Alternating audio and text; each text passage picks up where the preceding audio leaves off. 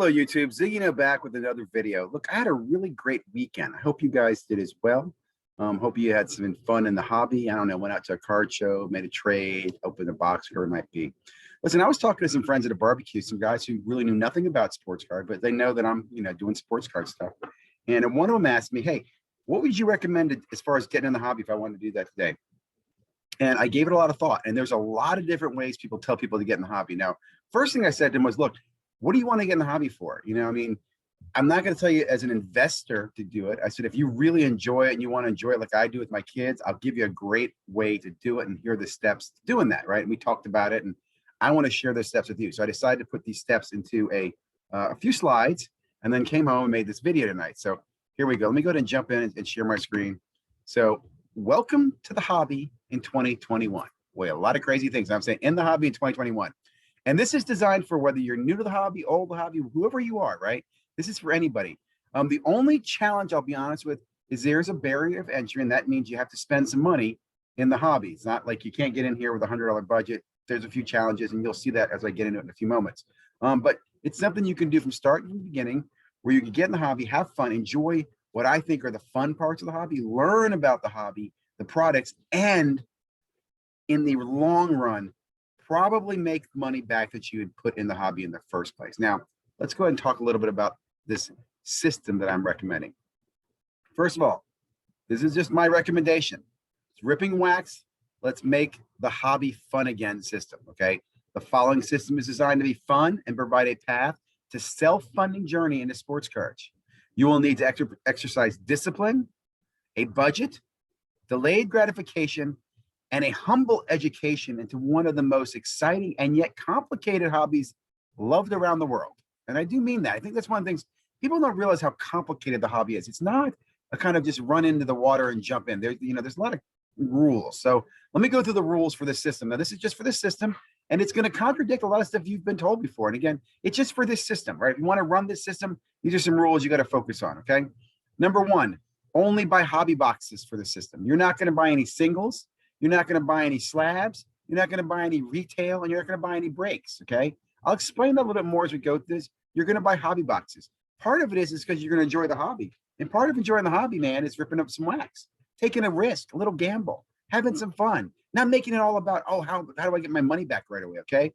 Let's relax, okay? Rule 3 we're going to get to, that's called patience.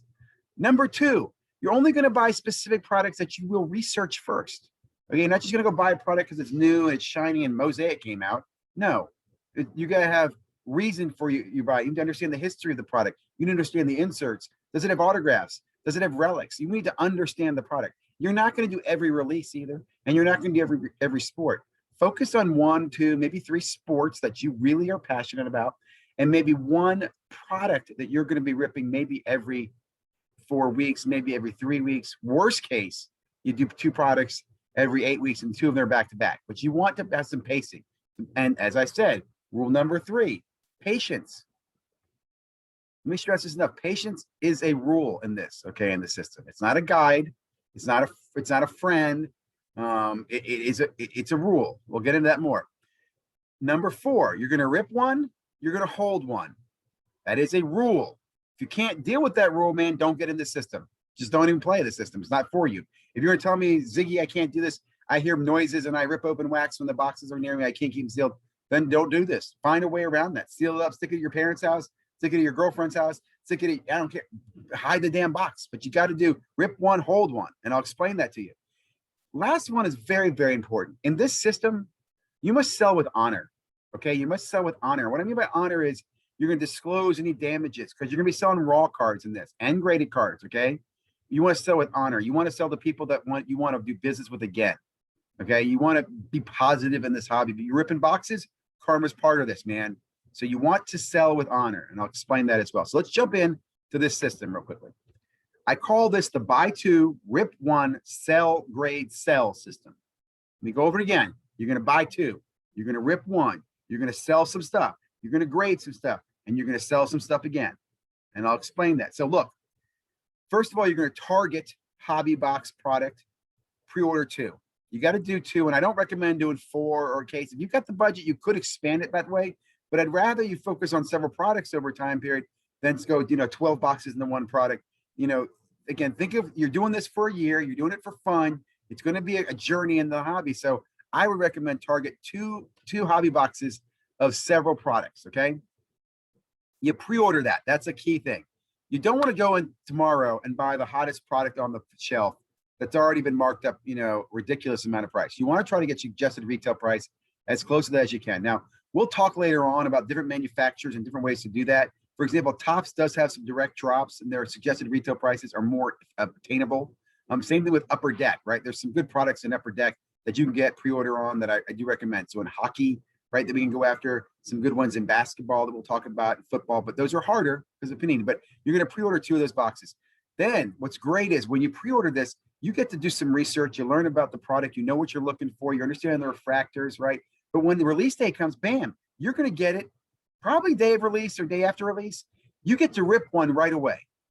And I can't tell you how much fun it is, guys. And what I think is missing so much in the hobby is ripping open a hobby box, right? That's yours, your hobby box. You're not breaking it with somebody else. You're not splitting it with somebody. It's not a retail box, it's a hobby box. It has the potential of one of ones, right? I mean, it's awesome. Rip the hobby box open. And next piece is part of that patience, right? You're going to sort and enjoy and play in the moment, right?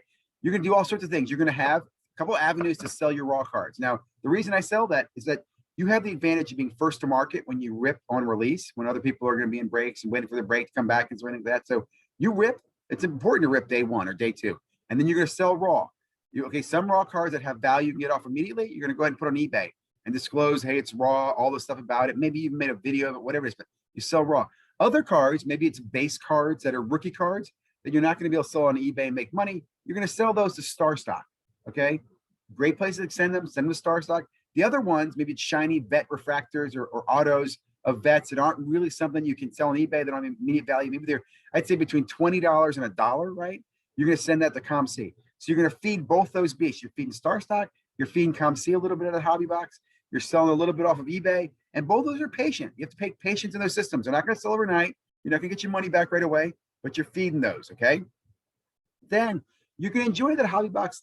I don't want to bet this or guarantee this, but you should be able to find 1, 2, maybe 3 cards in that hobby box that are worth grading, that there's a value in getting a grade back.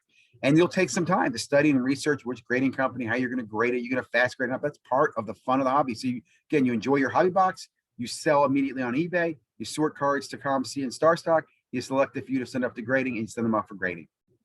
Okay. And then what are you doing? Well, you better be starting the process all over again. You better pre-ordering the next 2 boxes, right? You better target the next, start doing research again. Because what's going to happen now is you get the next one going, right? Because you're kind of doing the first 3 steps: buy 2, rip 1, sell, grade, sell. Well, the second part of selling after you do send the cards off to grading is you're going to sell the cards that come back from grading, which will take time, right? Depending on who you grade and how you grade, let's say months to year. But you're also going to have that hobby box with you. Now, you can make some determinations here as the market moves up and down. Has the hobby box spiked? Has it gone up a lot? It's not likely to lose money. Okay, the products we're going to target are going to be ones that have a historical, history of going up in value, and that's where we're pre-ordering them as well. So we should get some equity when we pre-order, equity on release day. We should have some growing equity as that box matures. Now, from there, we can decide do we want to flip the box? Do we even hold it longer? There's some products you might decide to hold long-term for a year before then you reassess, and you're doing that phase of selling the graded cards and the hobby box. So what I'm saying is that ideally you could buy two hobby boxes in June. That June of next year, you are now looking at the graded cards that came back and a sealed hobby box from last year that now are 2 assets that have gone up significantly in value in those 12 months. That is part of the patience that is important in this hobby. You must have the patience for grading and the patience to hold the hobby box. Now, at the same time, maybe 6 months ago, you sold the sealed wax for some reason, right? And you only have the graded cards, but you were put in a position where you've got so much flexibility in the hobby. And if you do this if you're doing this once a month, it's even more amazing, the power of this, of this wave that you're going to have and the fun you're going to have, right? The fun you're going to have opening hobby boxes, making videos, chasing, one-of-ones or refractors, learning about the products that you're involved in and staying away from chuckleheads. Okay. Don't listen to chuckleheads telling you what to do. Just be a consumer of the hobby the way it was meant to be, as most affordably as you can do it, and then maximize your value out of it. That is my goal in this system. I look forward to your comments, your thoughts, your feedback. I hope this is beneficial, guys. Again, my goal here really is that, as I told my friend last night, or I guess it was yesterday, is that, look, man, you can have fun. And the most important thing, in my opinion, is opening the hobby box. The challenges you're going to have is you're going to open one, you're going to want to open the second one, and you're going to justify, well, I can do it because I'm going to sell these cards. Or other shortcuts that are going to take you astray is that you're going to get a really good card, let's say a gold prism card, that you're going to say, I want to sell right now because it's selling for $1,000. You're not going to want to take the time and patience to grade it, right? So those are things that can take you off track. Opening the second box that you shouldn't be doing, selling certain cards raw that you should be grading, right? Not having the patience on both sides. That is the downfall. That's the temptation in the system. You can stay away from those two pitfalls. You're really going to be a good spot. And again, if you invest the time, you're having fun with this, you can build it as a system, right? You can have a hobby box coming every 4 weeks that you can do an opening of. And there's nothing more fun than opening a hobby box, right? That's what this hobby is all about. Have a hobby box. Hope you guys enjoyed that. Thank you very much. Have a great day. If you haven't already, please subscribe. Love your feedback. Really would. Even negative, man. Just give it to me.